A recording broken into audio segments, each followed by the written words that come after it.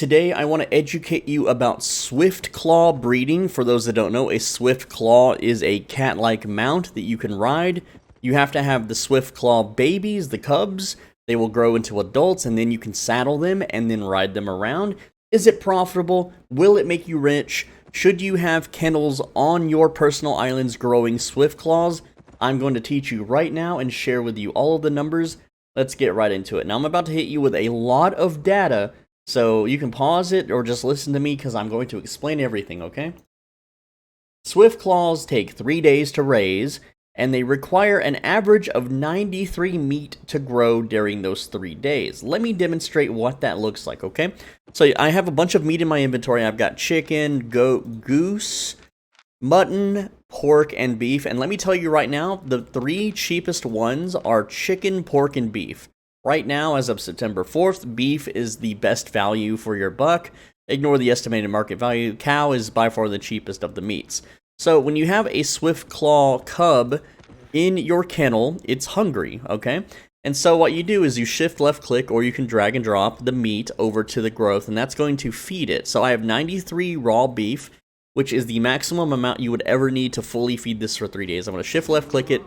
It then ate, it looks like 29, I believe. Yeah, it ate 29 of the raw beefs, and now it's fed for the day.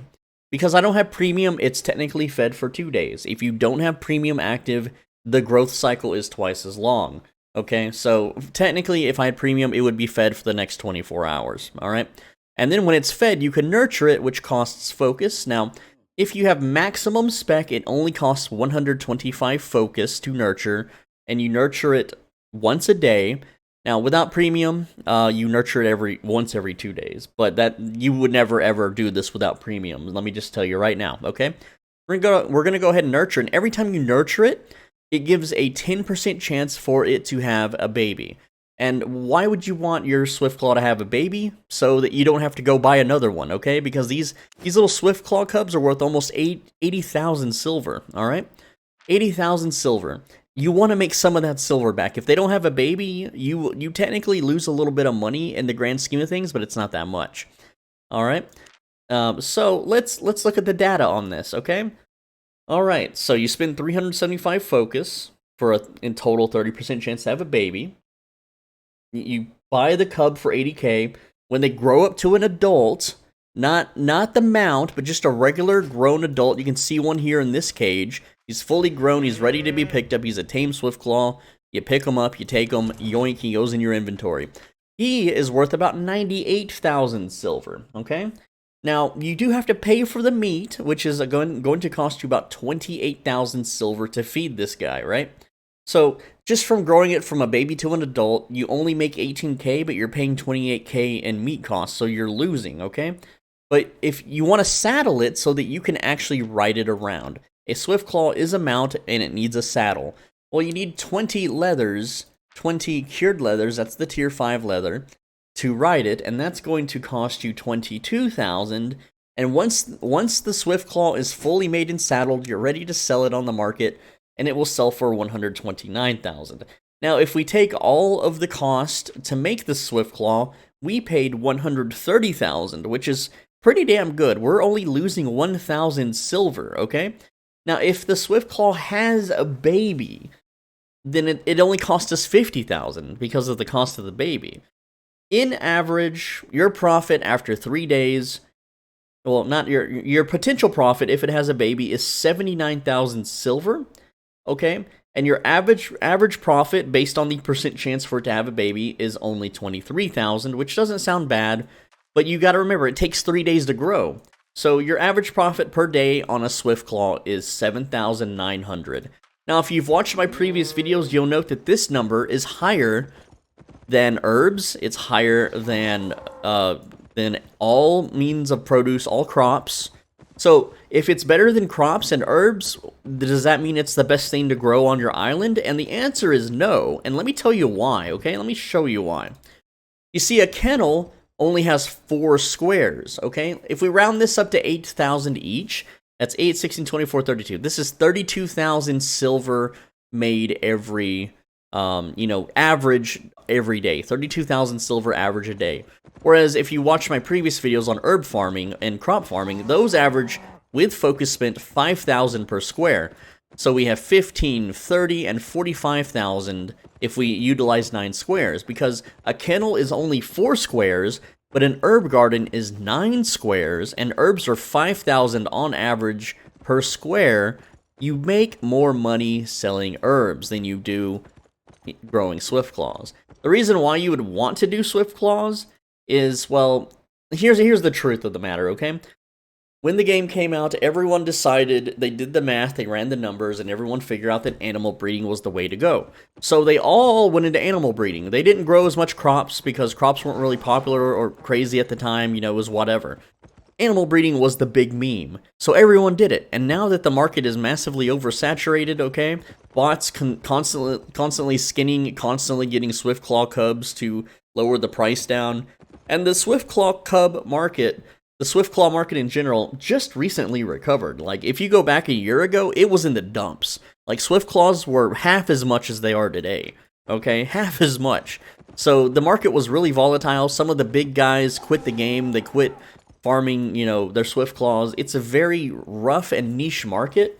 It's also very hard to max this out because you only have 4 squares to get experience on versus 9 from everything else. So it takes over twice as long to max out the spec for this. And even then, that amount of focus spent is a terrible investment compared to many other things in the game. Alright, but it's still profitable. If you want to grow SWIFTCLAWs, if it's fun for you to raise little kitties and then ride around on big old cats, you know, if you're just a cat person, then if you have fun doing it, then by all means do it. It will make you money, and it will make you good money. Much better than breeding horses or oxes, that's for sure. Okay?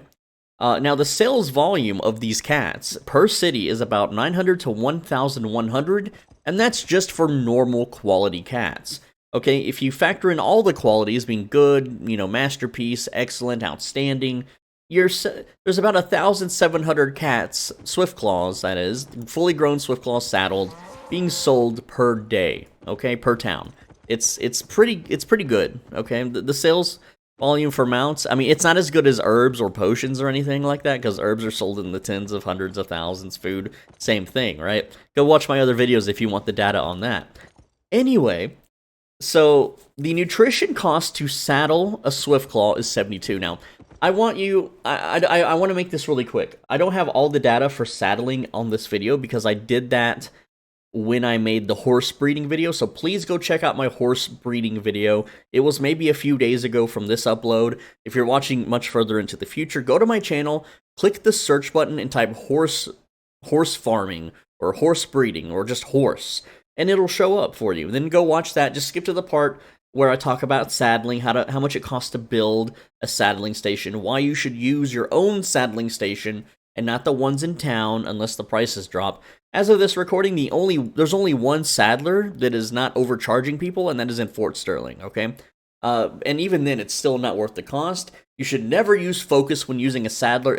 You only get the leather returns, and the focus cost is so insanely high that you're better off spending that focus elsewhere. Even if you make a character, run it through the tutorial, and get the 3 days premium, it's still not worth the focus cost. You still lose. So never, ever, ever focus craft saddles for SWIFTCLAWs, okay? One day this might change, but currently it does not, okay? So, if you create a fresh saddler bench, it does start out with some nutrition, about 7%, which will allow you to craft 720 SWIFTCLAWs before you gotta feed the station, okay? And the cost of a tier 5 saddling station is roughly 200,000 rounded up. Again, check out my horse breeding video for more information on that. So, to break even for the cost of the saddling station, you will need to breed or sell 9 SWIFTCLAWs on average, and then everything after that will be profit for you, okay? Which, you know, 9 SWIFTCLAWs, you know, that's what, it's, you know, about 9 days worth if you fill up your kennels with only SWIFTCLAWs. But if you're growing other animals, it will be more, obviously. So, hopefully this video helped you out, helped you understand SWIFTCLAW breeding. how Swiftclaw breeding works, why you would want to breed Swiftclaws, why you wouldn't want to breed Swiftclaws, what you can expect if you do, how much money you can expect to make on average. Okay, that's per square, not per kennel, okay? And the reason why that herb farming and crop farming is still superior to raising Swiftclaws, sadly. And that's just because all the people that started the game when the game launched decided to raise animals instead of grow food, which is understandable, it's fine. And if for whatever reason the meat market, goes insanely high, like if anytime I level a chef to 100, I have to buy thousands and thousands and thousands of raw ingredients. So sometimes I do artificially raise the price of meat, and if that's the case, you're actually going to be losing money raising Swiftclaw cubs. Alright, I mean, you could always just have them starve in their cage until the price of food normalizes, and then you can feed them. They're not going to die or anything, right? But, anyway, that's all I've got for the video. I'm SoulBenji. Thanks for watching. Thanks for listening. Thanks for hanging out. Hopefully you learned something cool. Remember, guys, I read every single comment. I may not respond to them, but I read every comment. So feel free to leave a comment. I will read it. And with that said, I make videos every single day, sometimes 2 a day. I'm trying for 2 a day. Because I'm going to starve if I don't pump out more videos. Anyway, so make sure you're subscribed. You hit that subscribe button. It takes a second. It's 1 click. It's free. You can always unsubscribe later. I mean, come on. I helped you out. I educated you. I taught you how Swiftclaws work when no one else would. Please subscribe. Thank you so much. With that said, also, if you want to donate, click the thanks button down below. Only donate if you can afford it, man. If you're living paycheck to paycheck, don't worry about it. But every donation helps me out greatly, okay? It allows me to eat, and I'm a hungry boy. If you want to become a channel member, that's $5 a month. Click the join button for that. It's like subscribing to someone on Twitch, but it's on YouTube. It's way cooler because it's on YouTube, and you get access to private, more personal videos, and videos that I find too good to share with the public. If you want to see a playlist of all of these videos to, sample around and maybe see if one of those interests you, there is a pinned comment with a link to the members-only playlist. So if one of those videos interests you, like a really cool corrupted dungeon build, or how to be a YouTuber, or how to make 500,000 silver in 15 minutes on a new character that just finished the tutorial, then check it out, become a channel member, and you'll get access to those videos.